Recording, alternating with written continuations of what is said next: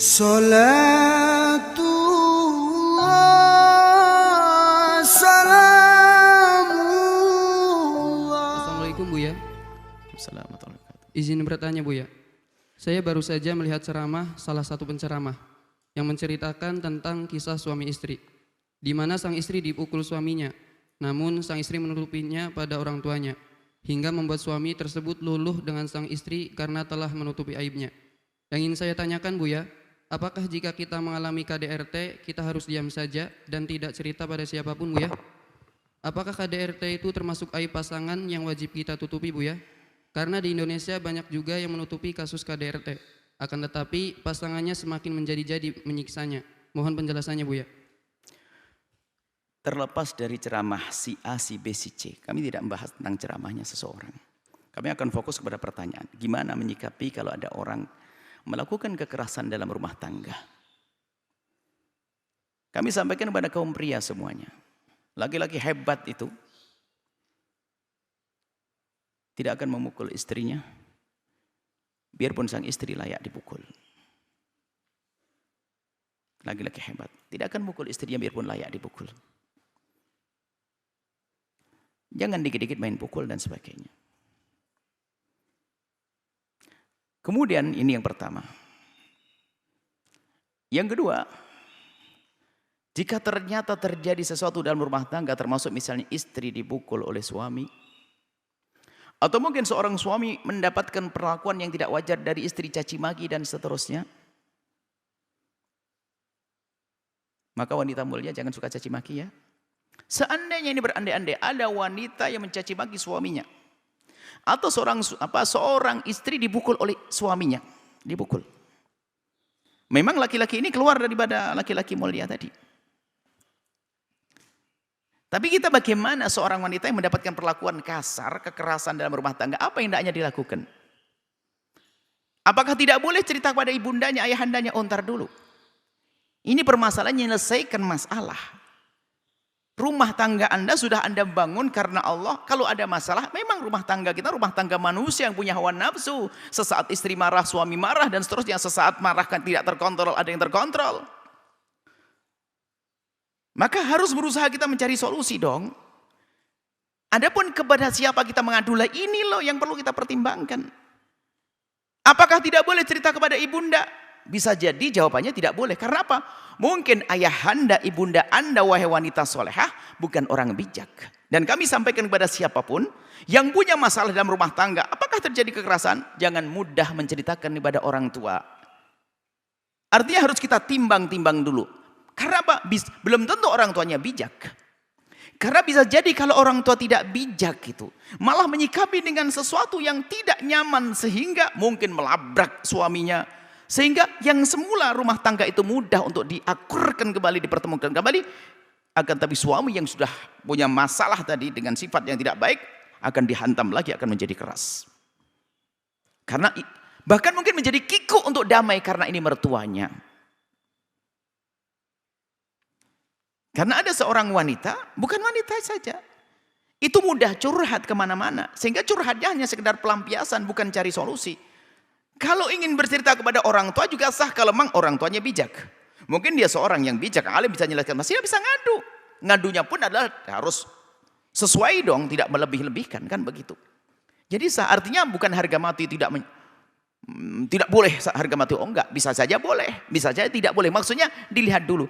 Kalau Anda wahai wanita yang solehah, melembukan, semoga Anda dijaga oleh Allah. Jika ada seorang, saya tidak berani misalkan Anda, jika ada seorang wanita yang dizalimi oleh suaminya, tolong jangan serta-merta Anda bercerita kepada ayahanda, ibunda Anda. Kecuali sudah Anda pikir bahwasanya ayahanda dan ibunda bakal memberikan solusi.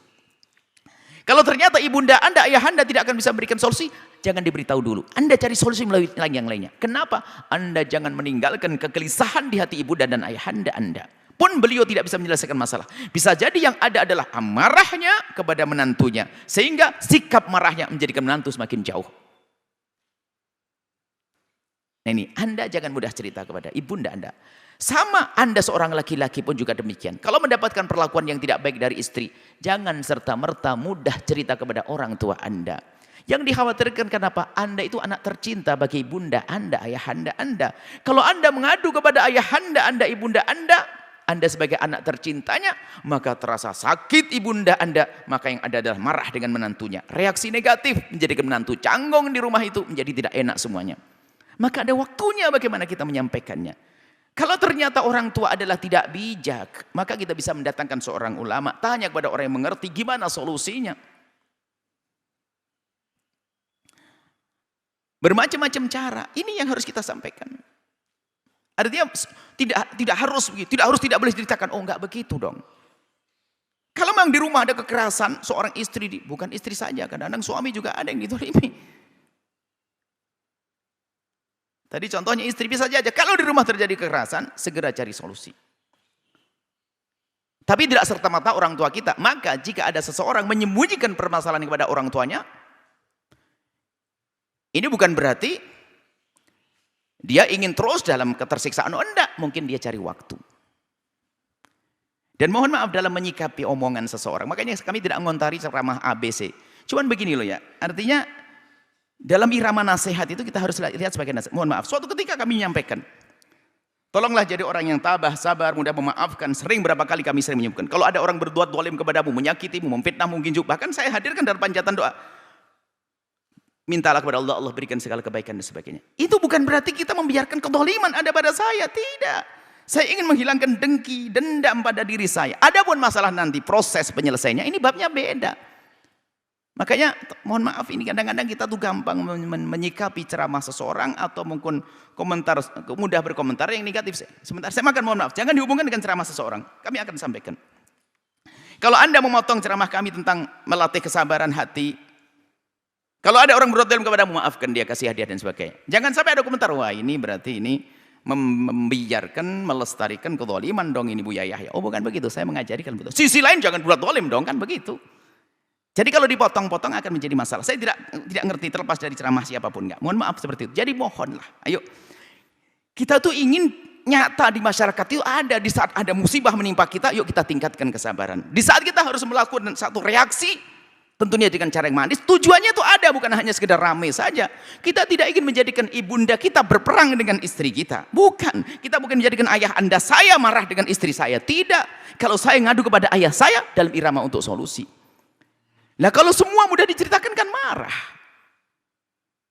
Maka bisa jadi seorang suami di saat mohon maaf baru dicakar oleh istrinya, marah, cakar, kena, lalu tiba-tiba ibunya datang ke rumah. Nak, kenapa nak kau itu mak? Dia bisa berbohong yang baik kok. Tidak tahu mak, tadi ada ayam masuk ke sini, masya Allah. Istri yang dengar bisa tersentuh. Masya Allah, suamiku begitu nggak ngadu ke ibu, bisa tersentuh. Itu bukan juga berarti bahwasanya dia membiarkan wah istri mencakar gak diceritakan sama ibunya. Oh enggak, mohon maaf, ini perlu jujur dalam memberi. Kita tuh ingin menyelesaikan umat, jangan kita mempermasalahkan tentang cara. Kita ingin membenahi umat, memang cara harus benar, jadi indah. Nah, kami sampaikan sekali lagi sekarang, semua wahai yang berumah tangga, tidak semua permasalahan dan rumah Anda itu boleh Anda ceritakan kepada orang lain. Nah, satu. Dan di saat Anda harus ingin menceritakan, Anda pilih orang yang bakal memberikan solusi kepada Anda, bukan asal. Ada orang datang kepada kami loh ya, sudah tanya, tolong ya Pak, jangan ceritakan siapapun. Enggak, benar bahwa saya enggak cerita. Saya masalah dengan istri saya gini. Tak taunya security di depan cerita. Waduh Bu ya, ada orang datang ke sini ini beberapa tahun yang lalu ini. Sudah lama sekali ini. Tak taunya dia nunggu kami di security sudah cerita. Lu katanya enggak cerita sama orang. Jadi bukan urusan perempuan yang gampang cerita, laki-laki juga ada. Permasalahannya adalah orang lemah dia itu. Jadi kalau ingin cerita kepada seorang itu sekiranya bisa memberikan solusi. Karena kita tuh bukan ngajak perang tapi ingin mendamaikan. Anggap saja seorang laki-laki punya istri yang masya Allah di rumahnya. Bukan langsung kita keluarkan sejagat bahwa saya punya istri zalim semuanya. Enggak. Atau sebaliknya seorang istri yang punya suami jahat. Tidak harus kita obral di masyarakat sampai dia tahu. Mereka tahu tentang suaminya. Enggak. Tapi tujuannya solusi. Cari siapa yang bisa bakal menyelesaikan permasalahan ini. Saya nggak paham ceramahnya detailnya seperti apa. Kami belum sempat mendengar ceramah kayak apa. Jadi seperti itu wahai ahli iman. Yuk kita cari solusi. Anda kalau suami, jika Anda punya masalah dengan istri-istri Anda, para suami-suami, Anda punya masalah dengan istri, jangan serta-merta Anda ceritakan kepada ibunda Anda. Karena ibunda Anda sangat mencintai Anda. Jangan bikin sedih, Anda anak kesayangannya. Kecuali ibunda Anda memang orang bijak yang pandai menyelesaikan masalah. Kalau ibunda Anda orang awam yang seperti yang lainnya, ya lebih baik Anda tahan. Anda tahan pada guru Anda, ustadz Anda, dan sebagainya. Atau sebaliknya seorang istri.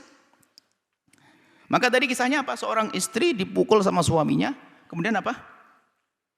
Kemudian bapaknya datang kemudian mengatakan, ngapa belum bab gini. Loh, kemudian kan ini makna, bukan ini. Akhirnya suaminya mendengar, ya Allah, istriku kok baik banget, sudah saya begituin, kan bisa saja begitu. Itu bukan berarti kejahatan dalam rumah tangga dibiarkan, nggak boleh. Jelas suaminya nggak bener, iya. Itu kan bab lain nanti. Saya nggak paham nih. Saya tidak membela perempuan, tidak membela laki-laki, membela umat. Membela apa? Semua harus adil dong, membela ini. Semua harus dijaga dong. Laki-laki perempuan yang menjadikan mulia adalah ketakwaannya. Seperti itu. Jadi dengan pertanyaannya adalah, jika ada kejahatan atau kedoliman di rumah tangga, pertama tingkatkan kesabaran kita. Kemudian setelah itu dari sabar ini untuk bisa mencerdaskan pikiran kita untuk mencari jalan keluar atau solusi. Kalau kita cek bereaksi dengan emosi, makanya pecah piring di kamar. Ibaratnya jarum jatuh kedengaran sampai tetangga. Pandailah menyimpan kalau ingin solusi-solusi yang indah. Kemudian juga istrimu tuh punya perasaan. Kalau ngerti kesalahannya disebar ke sana kemari, bukan tersentuh hatinya. Yang ada dendam dan amarah. Begitu juga suami, ada dendam dan amarah. Kalau Anda cerdas, yang cantik dan menyelesaikan masalah. Kalau Anda punya suami tidak sholat, jangan langsung mengatakan, Kiai, suami saya nggak sholat. Nggak usah begitu. Kiai pun tidak mengatakan begitu. Paling Kiai hanya mengatakan, oh suami nggak sholat. Iya. Terus gimana? Ya sudahlah. Suruh aja adakan pengajian di rumahmu, suamimu sudah jadi panitia. Pengajian bapak-bapak. Oh gitu, iya. Pengajian dari panitia. Akhirnya apa? Ya sesaat sholat jamaahnya di situ. Sholat nanti pelan-pelan. Jadi semuanya ada indah caranya. Bukan merendahkan. Ingat, setiap ada orang yang salah, tolong jangan dijadikan orang yang bersalah itu menjadi terpuruk. Yang Nabi menyebutkan, jangan kau bantu setan untuk menjerumuskan saudaramu yang mau benar itu. Dia melakukan kesalahan. Tapi bisa jadi dia insaf lalu pengen benar. Tapi kalau sudah orang salah lalu dicap menjadi salah. Oh dihinakan, dihujat. Berarti kita sekongkol dengan setan untuk menjadikan orang yang bersalah semakin jauh. Karena menjadi dendam, putus asa dan sebagainya. Kalau ada wanita yang nggak benar dengan suaminya, yuk kita jadikan dia benar. Ada suami yang zalim pada istri, yuk. Ada rambu-rambu sudah jelas, cuman banyak melanggar rambu-rambunya kan tadi sudah ada. Laki-laki baik tidak akan mukul istrinya biarpun istrinya layak dipukul, kan jelas. Istri yang baik adalah tidak akan mencaci menjelekkan suaminya biarpun jelek. Cari solusi, mencari solusi bukan harus menjelekkan. Bisa dengan cara yang manis yang baik. Itu saja intinya. Semoga Allah menjaga semuanya. Mohonlah ayo kita adil dengan diri kita sendiri, adil dengan umat, adil dengan sekarang bermasalahnya, mohon maaf, ada setan viral segala macam, jadi semua yang ingin berkomentar ini itu dan sebagainya. Wallah alam bisawab. Semoga Allah mengampuni kami. Semoga ini yang menyaksikan suara ini, yang mendengar rumah tangganya indah semuanya. Yang bermasalah, yang kemarin sering dipukuli menjadi sering disayang. Yang sering memukul menjadi sering memberikan hadiah. Selesai indah, bukan bermusuhan. Dan selesai dah, jangan ada konflik, debat, masalah-masalah begini, selesai insya Allah. Yuk kita, para ustadzanya berjuang. Kita mendengar, kita sebagai murid mendengar, yang baik kita ambil. Kalau ada kesalahan-kesalahan dari siapapun ya mungkin apalagi kalau ada orang salah minta maaf, selesai. Maksudnya apa? Jangan menjustis, jangan memastikan laki-laki itu jahat pada istrinya selamanya nggak bisa benar. Seorang istri jahat selamanya nggak bisa benar. Itu tidak benar kan? Semuanya bisa baik. Semuanya bisa baik. Anda suami yang baik. Anda istri yang baik. Jika Anda punya masalah di rumah tangga Anda, setelah hari ini akan selesai insya Allah.